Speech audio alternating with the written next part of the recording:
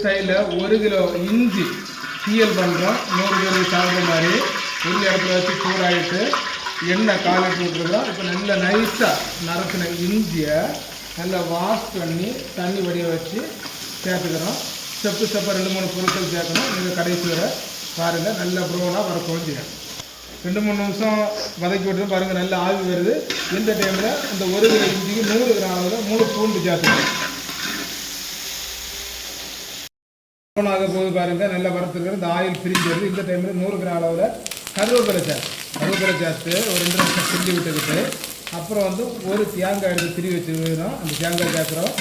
தேங்காய் சேர்க்காட்டாலும் தப்பு இல்லை, அது தேங்காய் சேர்த்தா கொஞ்சம் கூட குவான்டிட்டியும் இருக்கும். இந்த இஞ்சியோட கசப்பு ரொம்ப வெளியே தெரியாது, டேஸ்ட்டு கொஞ்சம் எக்ஸ்ட்ரா இருக்கும். அதனால தான் தேங்காய்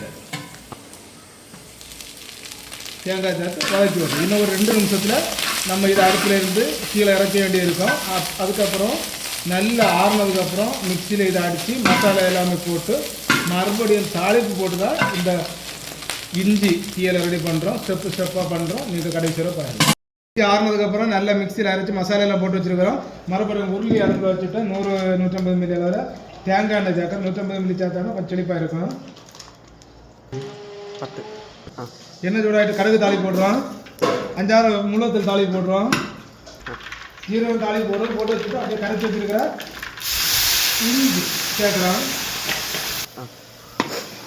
வத்தல் பொடி சேர்த்துருக்குறோம். மல்லிப்பொடி, மஞ்சள் பொடி, ஜீரகப்பொடி, பெருங்காயப்பொடி, புளி தண்ணி நிறைய சேர்த்துருக்குறோம். கூட கருவேப்பிலை, கல்லுப்பு, இது எல்லாமே சேர்த்துருக்குறோம். ஃபுல் வீடியோ பார்க்குறதுக்கு சேனலை சப்ஸ்கிரைப் பண்ணிக்கோங்க.